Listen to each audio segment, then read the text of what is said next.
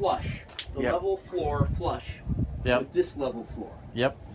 So it's hard, she wanted to kind of save these and not damage these, but in order to really get an accurate exposure to because the slab is erratic in level, Yep. I took both sides, kind of find a compromise, but I feel comfortable that we pour this, and I didn't prior to that unless we open this up. So sorry, but we had to open it up. There's certain part we got to cut out anyway.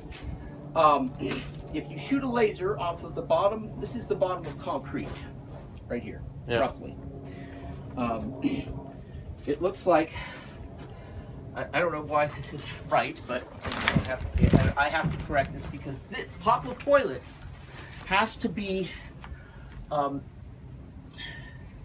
we've had to deal with a lot of different tie-ins here. It has to be basically, grab me that here.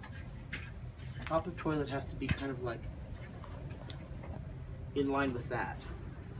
So I'm going to unscrew this, put this out, and just make this so it's lower.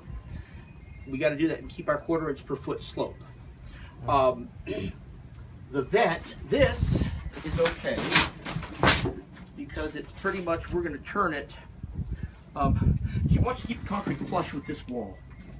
Okay, so there's still some fooling around on the plumbing. I thought Chris had it right. She has a bathtub. We have to tie in a sink here, and we have to tie in the bathtub here.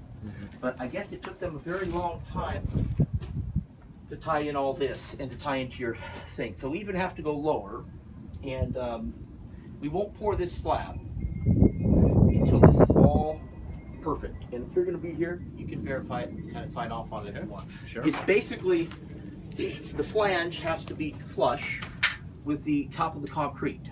I assume she wants to stain the concrete, keep the concrete, or you put Pergo or something?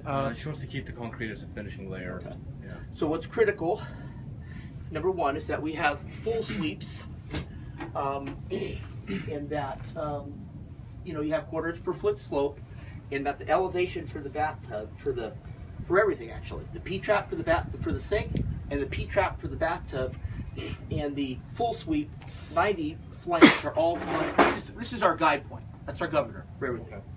Okay. We did do a drainage system right here. Yep. It's deep as hell, or else you would not catch the water up there and you'd have water intruding.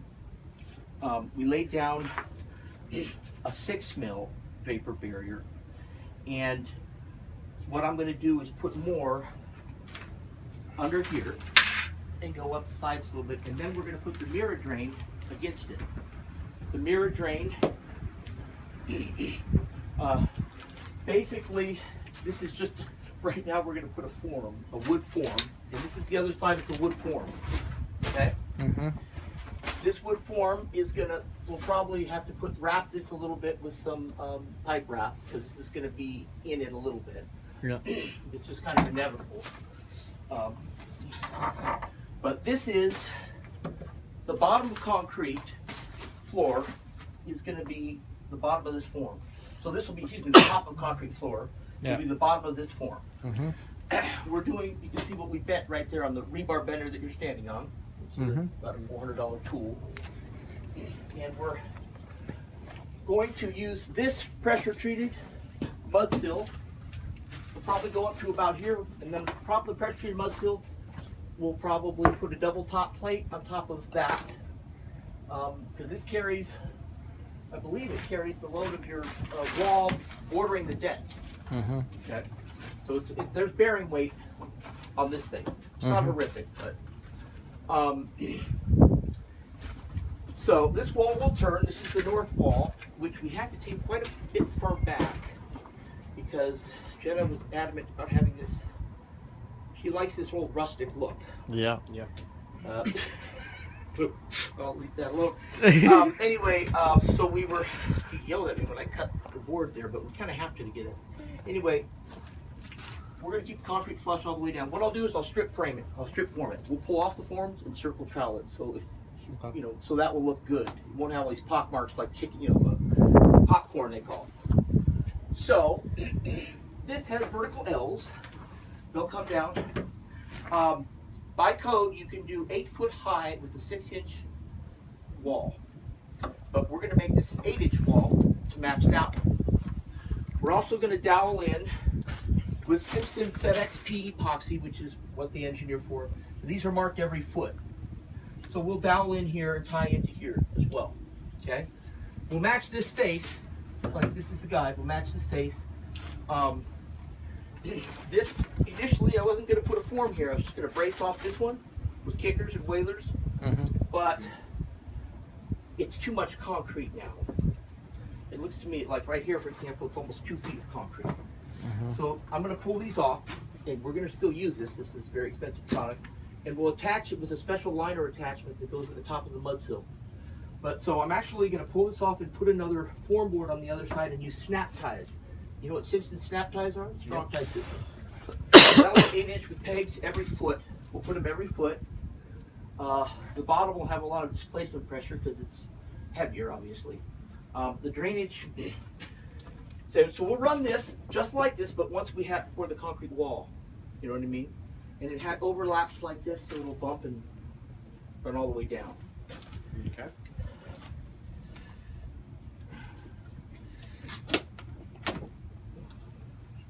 So you think you'll be pouring the concrete sometime next week? Yeah, it won't be till next week, especially after that. I Yeah. can't believe they didn't, and that's just common sense. I don't know why they didn't do that.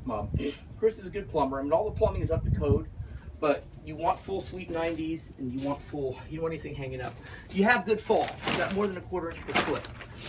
But I'm gonna have to take this fitting right here that gives the adjustment, reset this, and lower it. I'll show you, Stefan, once we have it all done. Okay. The toilet needs to be vented, and it looks like that vent might be kind of close to this wall, so that's one of our next items to do. And there's a lot of little fooling around before we can pour concrete. I want to get concrete under here, so I'll use a vibrator.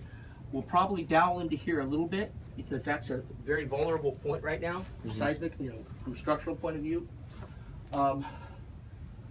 And then that's it for here. Once the concrete's poured and it's vented, we can pull the forms and she talked about putting that insulation over there. Very, that kind of expensive stuff. She wanted behind the actual slab. Well, Beneath. the slab or the wall? Both. When I was talking to her, that was my understanding. Well, unless you have a whole lot more money, it's they use it where she's from. Actually, they use it in the East Coast a lot. But you can also put it behind the slab later. Okay. Okay, it's an insulator for back east. Like in New York, they use it to insulate cellars, brick cellars or concrete. As far as putting it on here, I have done that before. If she wants us to do that, I didn't really factor that in. I'm just trying to get this job done. If you want, see, one of the reasons things are slowed down, we spent a lot of time on this adjusting the house to the point where it was there's 1/4 inch here, and then we were trying to please her. But anyway, so once that's all done and it's all vented, and then you'll see you can come in and hook up your toilet, hook up your sink, hook up everything. It'll all be level. Once this is all, I'll shoot a laser. I got Pro Finishers. 12 inches on center, number 4.